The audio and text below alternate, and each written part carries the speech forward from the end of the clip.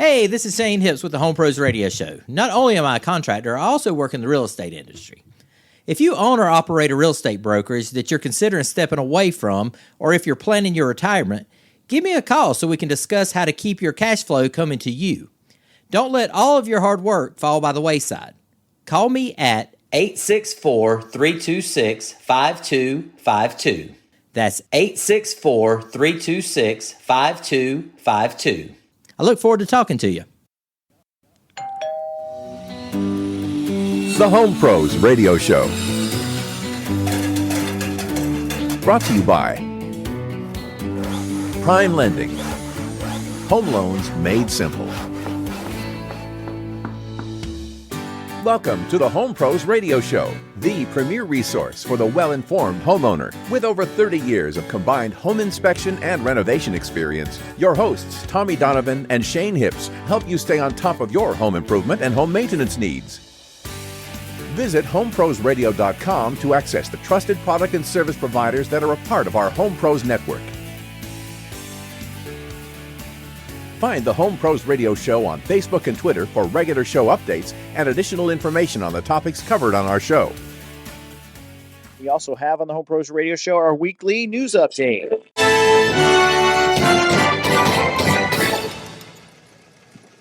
This is a follow-up story, actually. Oh, okay. Florida man's battle with officials over his unmowed lawn continues. Oh. Do you remember this one? I think we might have done this like a year ago. It was a while back, but this is still going on. A federal judge ruled in favor of the city that fined the homeowner nearly $30,000. Oh, gosh. For not mowing his lawn. Can you believe that? Must have been for a long time. Yeah, this is in Dunedin, Florida. Okay. Officials started issuing daily penalties in May of 2018 when he was traveling outside of Florida. Apparently, the story is the homeowner was outside of Florida taking care of his late mother's home. His lawyers are saying that he returned home in mid-July of that year and learned that the man that he had hired to cut his grass had unexpectedly died. He didn't know about it. Okay. Obviously, you weren't that close. Right.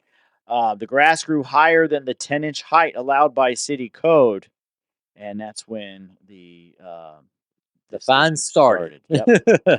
Ficken is the homeowner is the homeowner's name. I don't have his first name in here for some reason. Mr. Mr. Ficken. He discovered he's the homeowner, and he's pictured in this photo here that we've got right here. There he is. So he had discovered the city was fining him close to $29,000 when a code inspector was making a visit to his home after he'd gotten back from tending to his mother's house, and told him he'd be getting a bill. What a jerk. These inspectors, I swear to God. You're going to be getting a pretty big bill. Nice. Yeah, not much of a, what do they call it, bedside manner there. Right. His attorney said Ficken cut the grass immediately after, but the city still fined him. The city argues tall grass could draw snakes, rats, vermin, and decrease property values, of course. And the city gave him 15 days to settle or they would foreclose on his home. Oh, boy. What triggered this is apparently Mr. Ficken he was a repeat offender. Federal court said Florida statutes allow fines for repeated violations of local ordinances and municipal code. He had received a previous warning from 2015. And when they went out there in 2018 and saw that he was a repeat offender, that's when they started charging him a fine of up to $500 per day. $500 per day. Per day. And that's Good what added it up to almost $30,000. I was sort of wondering how long he was gone. I'd say they could literally hire someone to do that for $500. Do what? What do you mean? To mow his grass. Oh, The absolutely. city. I know. Well, that's what's ridiculous. It's like, Pay somebody $200 to do, or pay somebody $50 to do it and charge him the $500. If vermin and property values and all that are such a concern, and we're worried about our fellow neighbor, just send a dude with a mower out there and knock it out. Yeah. Rather than build up all these. Send him fines. the bill. Yeah. So I don't know. I don't know if I trust the motivation in all this. Yeah. It sounds to me like someone's trying to stick it to somebody else. Yeah. And so thankfully, Mr. Ficken has got the Institute for Justice sticking up for Mr. Ficken. Okay. So they're saying that fines are a violation of Eighth Amendment rights, which is excessive bail shall not be required, nor excessive fines imposed, or cruel and unusual punishment, which I think is what's going on here. This is a little excessive. Yeah, you would think make the effort to reach out to the homeowner and be like, hey. Yeah. Especially if the dude's a repeat offender, they've had some correspondence with him before. Right. So rather than let it pile up to 30 grand, at some point, give the dude a call. Hey, leave him a voicemail. Yeah. Anything. So, yeah. Well, we have this next story that we have. I bumped it. I didn't even mean to Oh, change that's it. okay. I guess I forced us right into It's time to move on. Hey, this is Shane Hips with the Home Pros Radio Show. I'm looking for a few real estate agents that are considering a change in brokerage. Maybe you're wanting opportunities to make more money. You're possibly just not happy where you are. You could even be a new agent or considering getting into real estate. If any of these sound like you, give me a call at 864-326-5252 so we can discuss some of the options that are available to you. That's 864-326-5252. Talk to you soon. On to this next story. This is a couple in Texas, Cypress, Texas, who have been sued for $250,000. Oh, gosh. By their HOA. Okay. You know what for? Having those ducks. Feeding ducks. Oh, feeding. Not even having the ducks. They're just feeding the ducks. Because the HOA don't want those ducks hanging around, pooping on everything. Photo that's right behind us. And if you notice in the photo on the right, she has her house across the street from where the ducks live. She lives right across the street from a pond. Gotcha. The Houston Chronicle reports that George and Kathleen Rowe are accused of conduct that is quote-unquote detrimental to the subdivision. The retired couple says the lawsuit has caused the couple to put their home on the market. The newspaper reports that Rowe's home has a porch, as you can see in the photo behind us, that looks out at a waterway filled with ducks. Mm-hmm.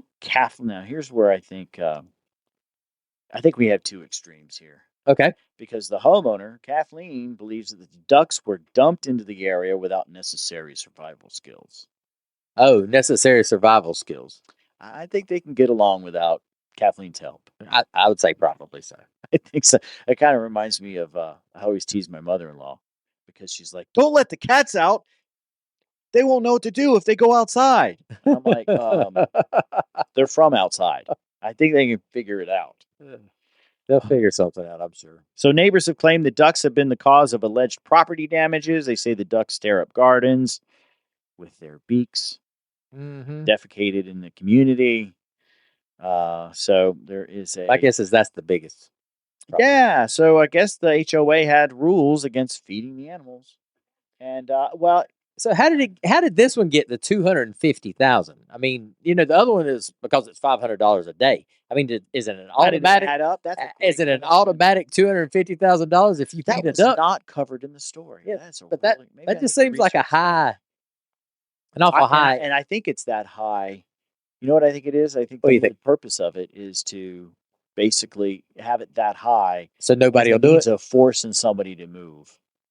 So in other words, we're going to fine you $250, which means you're going to have to sell the house and get out of here in order to give us that money. Oh, I think that's probably why. I guess. Yeah, it just seems like a really high fee. The same people from that last one could probably get involved in this one. Mm-hmm. The Institute for what is it? The Institute let me go back and read it. Justice. Institute for Justice. That's right. I just think it's extreme. It is extreme. But I also the photos that are included in this story from the Houston Chronicle. I only have the one. Okay. She's going out there with a bucket of corn feed and she's dumping it everywhere. Yeah. And I think that's a little extreme. It is. I mean, the neighbors don't want the ducks around there, I'm sure, because those ducks are just gonna walk around and defecate everywhere, and people drive really bad at that in their yards. Oh yeah, yeah, really bad at that. Oh yeah. U.S. Department of Agriculture, interestingly enough, discourages feeding ducks and other wildlife, which I find interesting. When I was a kid, I used to go visit my grandpa's house. We'd go out to the pond and feed hey, you want to go feed the ducks? We'd go out there and bring bread and feed the ducks. Right.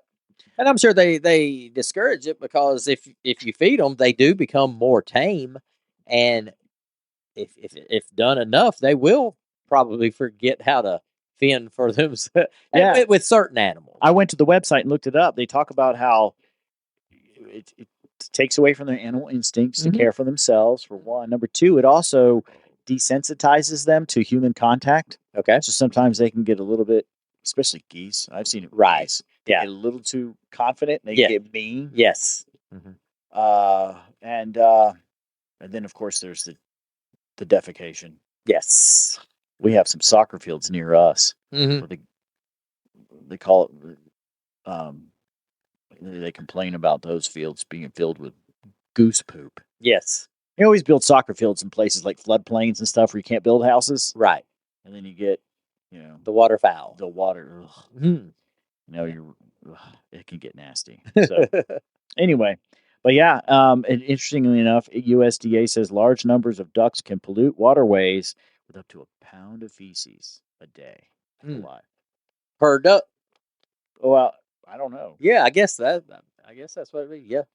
That's a lot of. Well, I guess if you're getting fed as much as Yeah. the rows are feeding them. All right. Next, now more wildlife. More wildlife. But this is a fun video. This was a video I'd like to share about a bear. Another bear intrusion. California. It's California. Okay. So last week was Florida. Yep. Got black bears in Florida. Now we're in California. A California woman shared video of a mother bear and a cub that broke into her house and feasted on donuts on the kitchen counter. Alice Taylor said that she was at her Monrovia home and she heard a noise. It turned out to be a mother bear and a cub that had broken into her house by removing a window screen. The funny thing about this video, is it playing? Can you play it? No, I haven't started yet. Okay. The funny thing about this video is normally we see these videos and they're like doorbell cameras or surveillance. They're actually standing in the house. They're standing there. Hey, let's video these bears walking around our With kitchen. their cell phones. Yeah. So look at those bears. Yeah. Aren't they cute? They are. The homeowner said she made some loud noises and the bears lived through the same screens. But yeah, the Taylors, you can see in the video behind us, Taylor said the bears ate a box of donuts that had been left on the kitchen counter. Okay. So blame the kids. Yeah. How many times I got to tell you to put those donuts away? Thank you for listening to the Home Pros Radio Show. If you have a question for the Home Pros, visit us online at homeprosradio.com, where you can also catch our podcast episodes and learn more about the topics and guests we bring to you each week. The Home Pros Radio Show is made possible by Prime Lending, RIC Home Inspections, Closing Contractor, Radon Recon, and Carolina Heating Service. If you are a trusted service provider in our area and would like to contribute to the show, send us a message through our Contact Us page at homeprosradio.com. Once again, thanks for listening to the Home Pros Radio Show.